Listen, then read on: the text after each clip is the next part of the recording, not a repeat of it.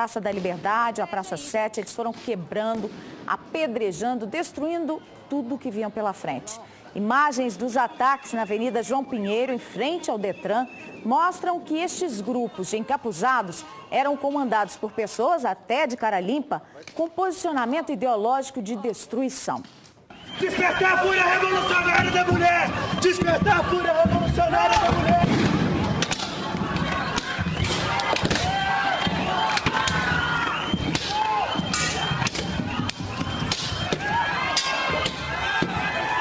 Essa viatura está na porta da entrada da delegacia do Detran.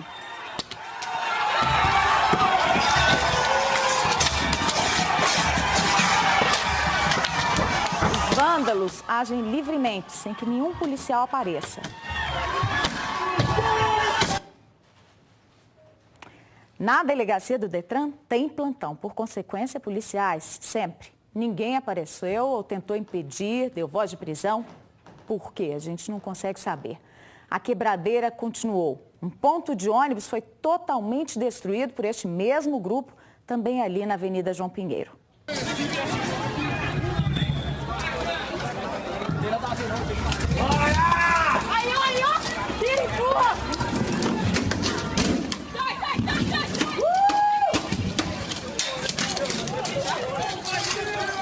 É um grupo menor, provavelmente havia uma concentração maior de manifestantes em outro ponto, mas eles agem livremente também. Estes vândalos também picharam muros, inclusive o do Detran na Avenida João Pinheiro. Livres, mais uma vez, sem que a polícia aparecesse.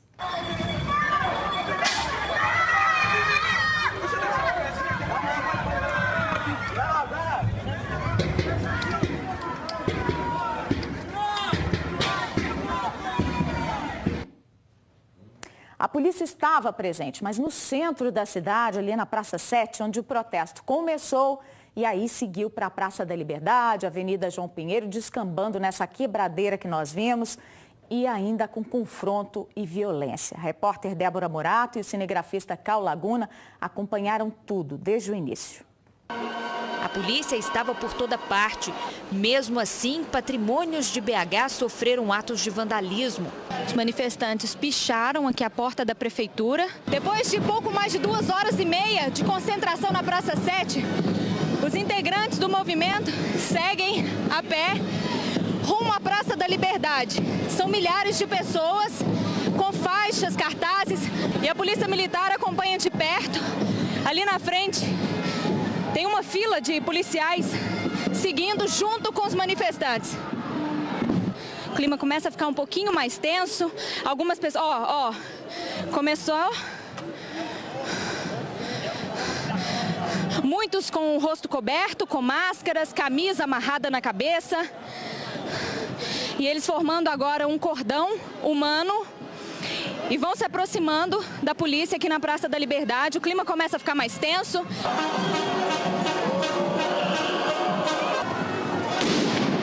Soltaram a primeira bomba, perto da polícia. Esperto, tá esperto. Cadê o capacete? Capacete. Cuidado, Cal! Protege aí. Começou, me dá o óculos. Olha os lados aí, Roberto. Olha os lados. Tô olhando. Tem um policial pedindo para parar. Eles estão tentando manter a calma aqui, soltaram a primeira bomba. Os militares estão revidando com balas de borracha.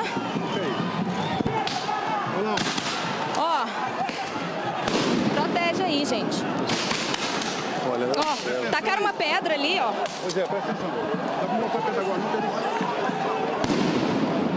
Os manifestantes continuam jogando pedra contra a polícia. Muitas pedras, são pedras grandes. Um fotógrafo acaba de ser ferido, está sendo carregado por uns colegas. Sérgio Moraes, de 52 anos, fotógrafo de uma agência de notícias, levou uma pedrada na cabeça e foi levado para o Hospital João 23. Mais um pelotão de choque se aproximando para dar apoio aos militares. E eles estão avançando. Os policiais do choque estão avançando. E eles são preparados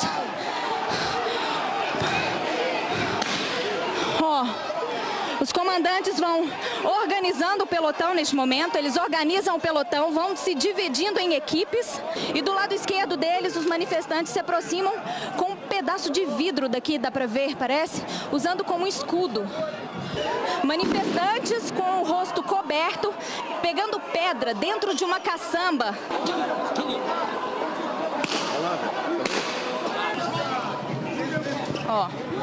Ó, tem um senhor agredindo o militar. Tem um senhor aqui com alguns manifestantes. Ó, as pessoas estão revoltadas. Calma. Vai pra trás. Umas pessoas não estão satisfeitas com a atitude da polícia, mas o clima tenso do jeito que estava, não dá para saber o que aconteceu. Ele não estava fazendo nada, ele não estava ferido, eu tenho que liberá-lo. Agora, o que nós não podemos admitir é que nenhum manifestante deprede nada, nenhum patrimônio público, nem privado. Nesse momento, a tropa de choque está se aproximando. Tem que melhorar a mira. Nem treinamento direito vocês não têm. Os pelotões do choque estão se aproximando. Sinal de que o clima está mais tenso. Uma manifestante fica parada na porta, ela não sai e ela enfrenta. Daqui dá pra ver algumas pessoas de rosto coberto, com camisa na cabeça, jogando coisas contra a vidraça do banco.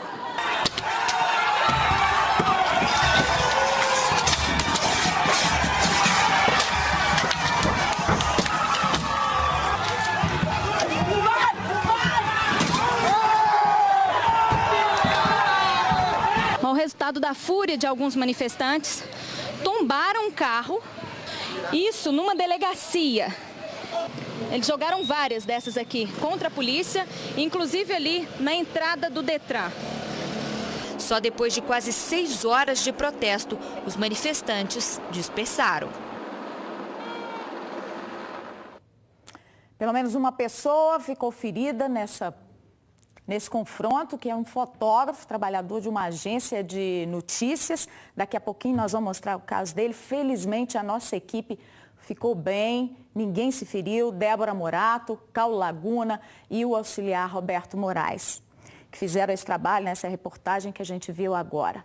Dizer que esses manifestos, esses protestos, têm alvos definidos contra anunciantes, patrocinadores da Copa da FIFA ou instituições do governo é balela.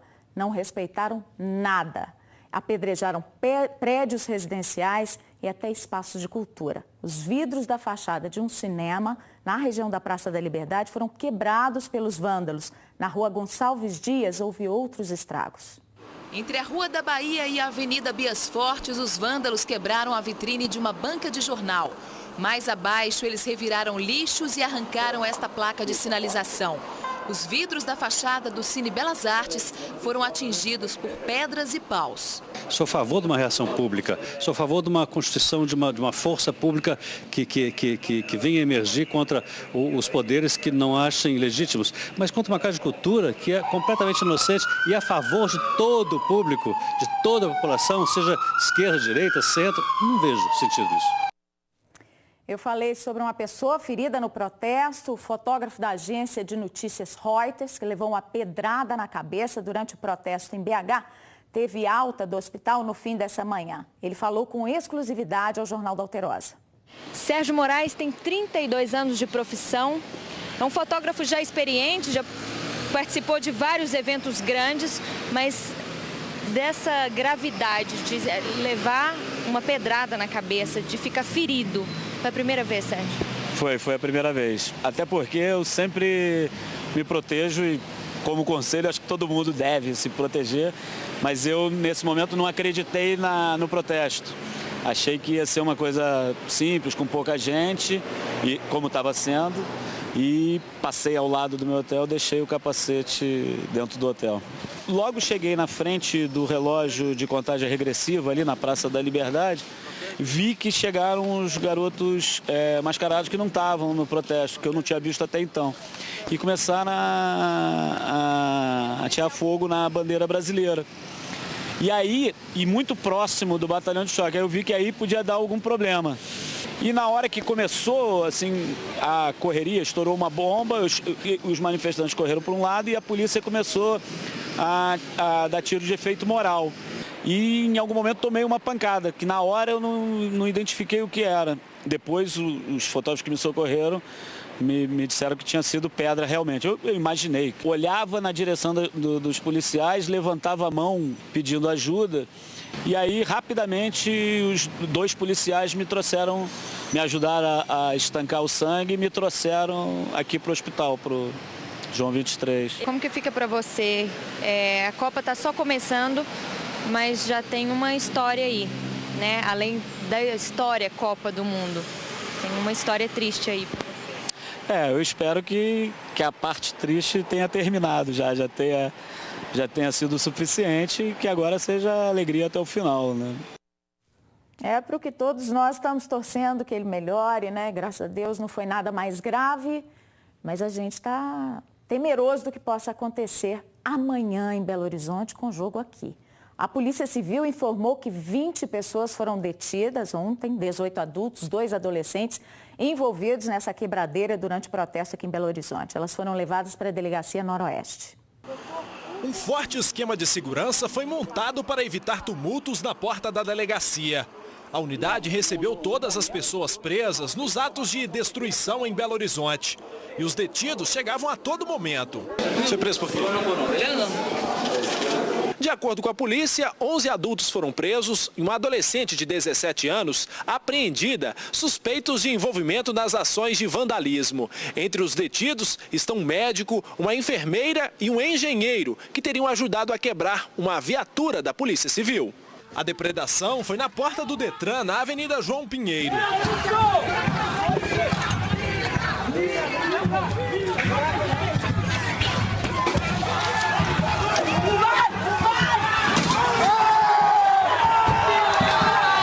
As prisões foram monitoradas de perto pela Ordem dos Advogados do Brasil, que acompanha os inquéritos e os procedimentos da polícia para evitar abusos. No primeiro dia, o balanço foi positivo. Ela está atuando exatamente para poder auxiliar eventuais apreensões de manifestantes pacíficos, né? Agora, a OAB, de um modo geral, o propósito do acompanhamento da Copa do Mundo é para defender a Constituição Cidadã. A gente não acredita que profissionais desse calibre que eu vou falar agora estivessem envolvidos em uma baderna, uma quebradeira dessa. Foram 3 presos pela Polícia Civil. O médico Bruno de Almeida, de 27 anos, esse aí da imagem, cara de menino, né? Um engenheiro, que é o Leandro Rios de Faria, de 28 anos, e a enfermeira Kátia Santos Dias, de 27 anos, todos 3 autuados em flagrante, mas vão responder a inquérito por crime de dano qualificado ao patrimônio em liberdade. Outros 15 adultos foram presos pela Polícia Militar. Desses 3 foram autuados em flagrante e estão no Ceresp da Gameleira e no Ceresp Centro-Sul. Os demais prestaram depoimento, foram liberados porque estavam envolvidos em crimes de menor potencial ofensivo, segundo a polícia. 2 menores também foram apreendidos e encaminhados para o Juizado da Infância e da Juventude. O secretário de Defesa Social disse que vai orientar a polícia a endurecer a ação contra vândalos que promoveram essa quebradeira em Belo Horizonte no primeiro dia da Copa. O repórter Rangel Faula está no prédio do comando da PM, na Praça da Liberdade. Esse comando se reuniu hoje para discutir estratégias, não é isso, Rangel? Boa tarde, Laura, boa tarde para vocês, boa tarde a todos que nos acompanham. Olha só, nós falamos ao vivo aqui do Centro de Operações Policiais, onde aconteceu agora há pouco uma reunião com todo o comando da PM. CPC, Comando de Policiamento da Capital, CPE, Comando de Policiamento Especializado, além de coronéis da Academia e do Estado-Maior Tático. O momento foi para avaliar o trabalho desenvolvido no primeiro dia de Copa do Mundo aqui em Belo Horizonte e também para definir as estratégias que vão ser adotadas de agora em diante.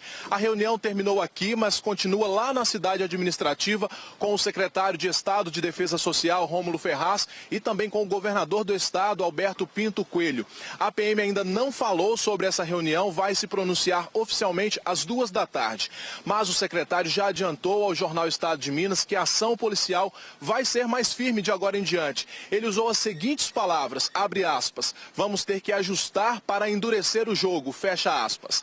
Agora uma outra informação para vocês muito importante também nesse contexto de Copa do Mundo. O Minas Petro, que é o sindicato do comércio varejista de derivados do petróleo, entrou com uma ação ontem contra o Estado, pedindo mais segurança nos postos de combustíveis durante a Copa do Mundo. A ideia é que policiais permaneçam nesses lugares nos dias de jogos aqui em Belo Horizonte. Segundo o sindicato, a medida é para garantir mais proteção tanto para os funcionários quanto para os consumidores, porque, segundo o sindicato, os produtos são inflamáveis, oferecem muito risco e podem até causar uma tragédia durante essas manifestações. Laura, eu fico por aqui, lembrando que a Justiça Estadual ainda não definiu ainda se vai acatar ou não esse pedido do sindicato. É com você aí no estúdio. Obrigada, Rangel, pela informação. E a gente vai conversar agora com o Tenente Coronel Alberto Luiz, assessor de comunicação da PM, que veio aqui ao estúdio. Olá. Muito obrigada, Coronel, mais uma vez. Boa tarde, né? Boa tarde. Infelizmente, a gente viu essas cenas de novo acontecerem em Belo Horizonte, quebradeira. A gente sabe que a PM não pode estar em todo lugar ao mesmo tempo, mas a gente não entende como é que, por exemplo, policiais civis ou militares que pudessem estar ali na delegacia do Detran não fizeram nada. A gente gostaria de estar vindo mais no seu programa para falar de coisa boa, mas a gente também tem que esclarecer que, por ocasião do evento de ontem, a polícia tem uma disciplina tática, um protocolo de atuação contra manifestantes não pacíficos. Isso é em qualquer democracia do mundo.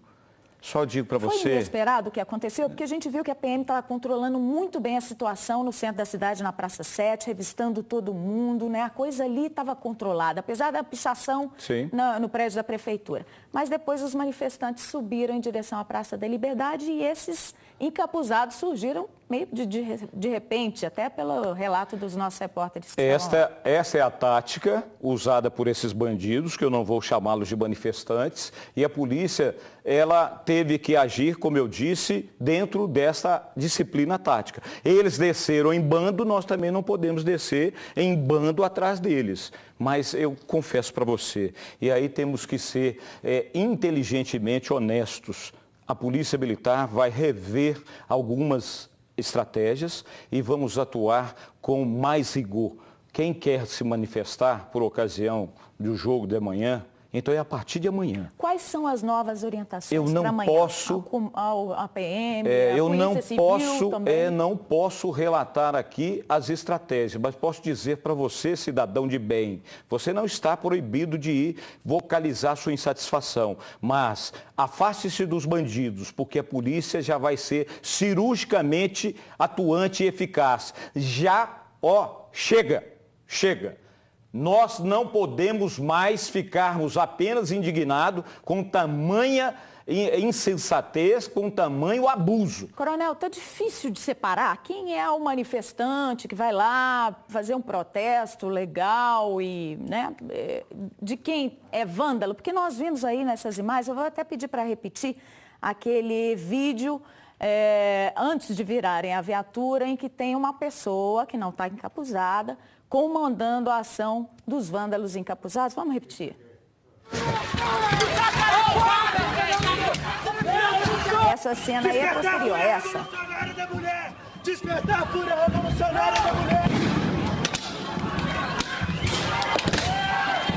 Quem são essas pessoas que estão ali mandando despertar a fúria revolucionária da mulher? Que discurso é esse? Olha, primeiro eu tenho um juiz de valor que eu vou falar ao final, isso aí é opinião minha.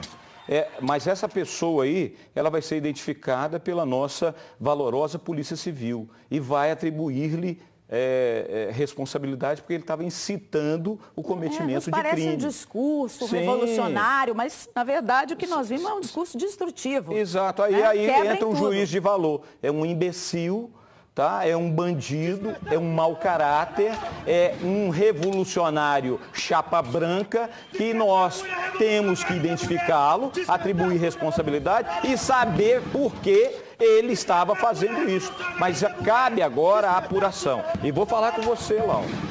A polícia agiu dentro da razoabilidade e da proporcionalidade. A energia amanhã, ela será diferente, porque quando os bons, eles se acomodam, o mal se levanta. E nós não podemos admitir que o mal se levante por ocasião de um momento tão festivo como a Copa. Coronel, só mais um ponto que eu tenho visto as pessoas comentando, né, por causa dessas imagens que foram divulgadas e nas redes sociais, de gente que não estava na rua, né, não viu propriamente a ação. Mas as pessoas estão questionando o seguinte: a polícia protegeu o relógio da Copa que estava na Praça da Liberdade, mas não protegeu, por exemplo, o cinema que foi apedrejado, prédios residenciais que foram apedrejados na João Pinheiro. Queria que o senhor explicasse melhor para a população. É por isso que eu falo que nós temos que sermos inteligentemente honestos. Nós estávamos protegendo ali um circuito cultural, a Praça da Liberdade, e não tão somente o relógio. Agora, na subida, eles estavam aparentando e ainda se apresentando como manifestantes pacíficos. Todos que foram abordados antes, em torno de 5, foram presos porque estavam com a faca, com faixas, fazendo apologia a crime, com um soco inglês. Agora esses, usando de uma tática, se travestiram e a roupa diz o porquê que você aparece ali, então você está encapuzado. Mas, Laura, tem uma coisa que eu não posso deixar de dizer para os seus telespectadores.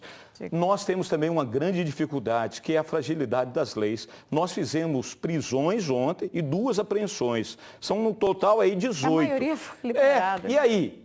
Eles têm que ficar presos. Mas amanhã nós vamos aumentar o número de prisões. A Polícia Civil está olhando as imagens e outras prisões também serão feitas. E esses que foram liberados vão ser monitorados? Vão ser monitorados. A polícia vai intensificar esse trabalho. Claro, não é culpa do judiciário. Com endereço, inclusive esse médico, essa enfermeira. Isso. Olha para você ver que absurdo. Que absurdo.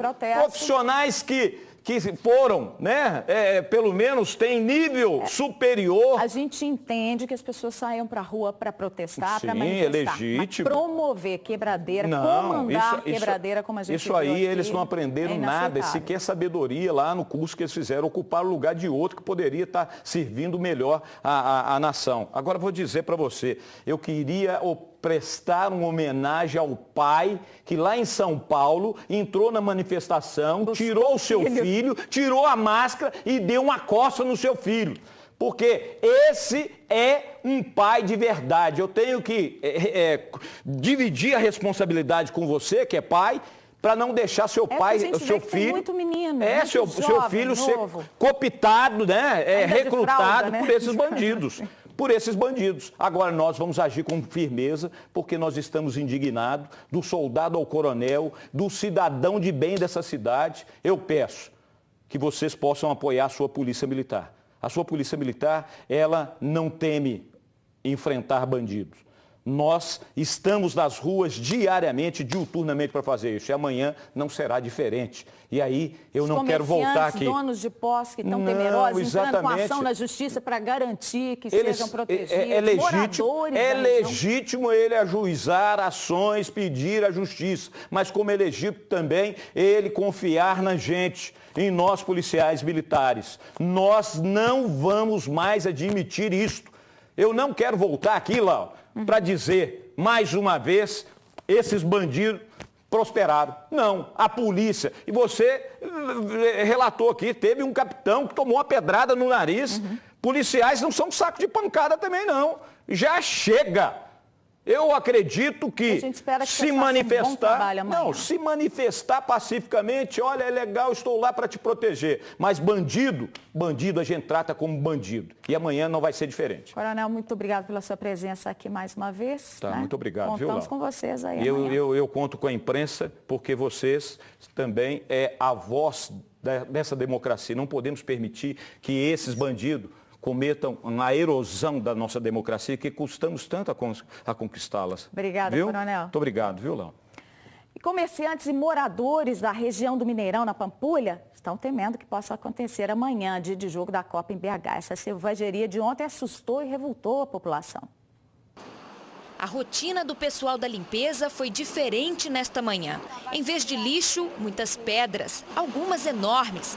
O relógio que fazia a contagem regressiva para o Mundial foi retirado. O povo não tem educação, né? O povo está abusado demais. Eu acho um absurdo isso. Viraram viatura da polícia e depois vem reclamar de segurança.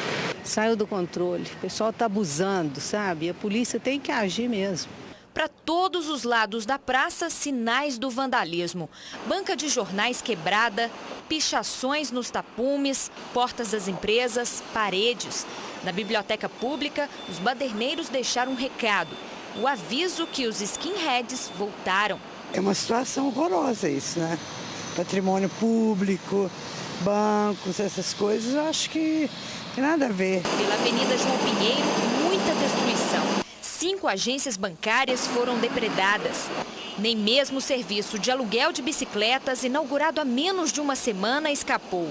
As caçambas de entulho, de onde os manifestantes tiraram pedras para atacar a polícia, continuam lá. Este gerente de uma cooperativa de crédito ficou assustado com o que viu quando chegou ao trabalho.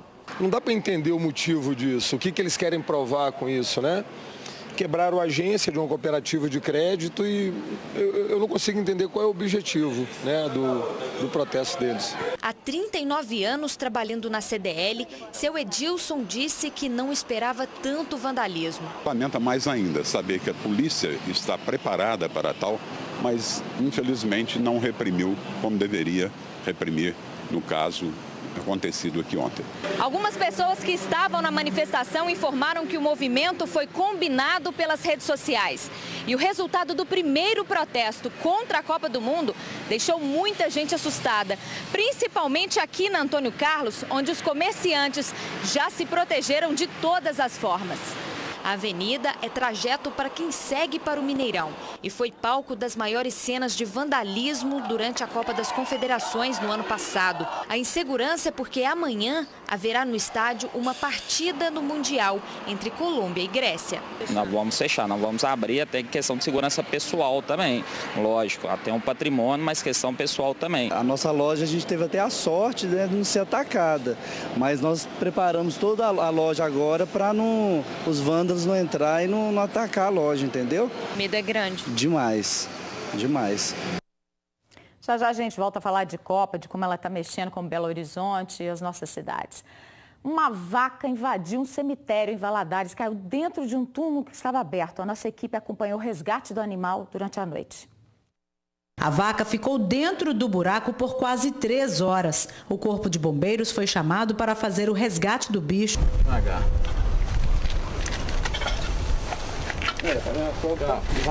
lá. Depois de muito trabalho, os militares conseguiram retirar o animal do túmulo. Vamos puxar a bunda dela aqui.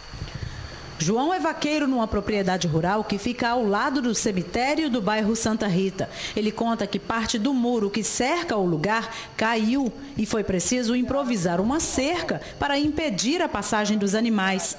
Tentativa frustrada. A segunda vaca que cai, nós temos um boi, o gruzerá aqui muito grande, caiu dentro da cova, mas conseguiu sair. E aí nós viemos e colocamos esse arame, agora caiu a vaca. Começou a operar hoje uma nova linha do BRT Move entre Venda Nova e o centro da capital. Foi uma mudança sem muitos problemas. O 61 passava lá por baixo, lá na estação, agora não passa mais, mas para mim é bom. Para mim não, para mim ficou pior. A linha 61 é a primeira integrada ao Move, que sai da estação Venda Nova. É uma linha direta que permite que os usuários aqui de Venda Nova, dos bairros que alimentam essa estação, tenham acesso ao hipercentro numa linha agora com um alto nível de conforto. A viagem da estação Venda Nova até a estação Carijós, que fica no centro de Belo Horizonte, e antes era feita em 1 hora e 20 minutos, agora diminuiu bastante. A informação é deste motorista que já fez 3 viagens hoje pela manhã, né? Conta pra gente, a redução foi muito grande, né? A redução é muito grande. A gente estava lá fora 1 hora e 20, caiu aqui dentro 33 minutos. A gente não tem trânsito, flui com muita rapidez. Apesar que a gente ainda está vendo, ainda está no começo, mas Tá aprovado. Ao longo do trajeto encontramos muitas obras. Elas começam na Avenida Vilarinho e continuam na Avenida Pedro I. Neste trecho, o ônibus passa dentro de um canteiro de obras. Mais à frente, encontramos uma Kombi na contramão. São pequenos arremates, detalhamentos. Evidentemente, alguns viadutos ainda estão em obras, mas para a operação desta linha 61, nenhum desses viadutos tem relevância. Assim como na Avenida Pedro I, na Antônio Carlos, o motorista também segue na pista exclusiva para ônibus. Nós estamos no ônibus há 35 minutos, o trânsito deu uma travada aqui no centro agora, inclusive muitos veículos estão buzinando, mas a expectativa é de que dentro de alguns minutinhos a gente chegue na primeira estação de desembarque. Agora sim, 41 minutos depois do embarque, a gente chega à estação Carijós. Apesar do tumulto perto da rodoviária, foi uma viagem rápida. Foi muito bom, beleza, bem informado, né? Muita informação, muito certo do motorista, né? Então, a atenção dele foi muito boa. O motorista que a nossa equipe seguiu de carro pela pista normal demorou 20 minutos a mais para fazer o mesmo trajeto.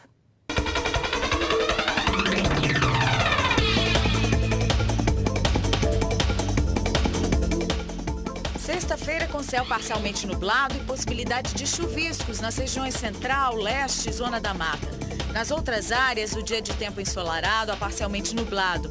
Máxima de 23 graus em Belo Horizonte. 26 em Araxá. A temperatura chega aos 25 graus em Tiradentes. Aos 26 em Varginha. E em Uberaba, os termômetros atingem 28 graus.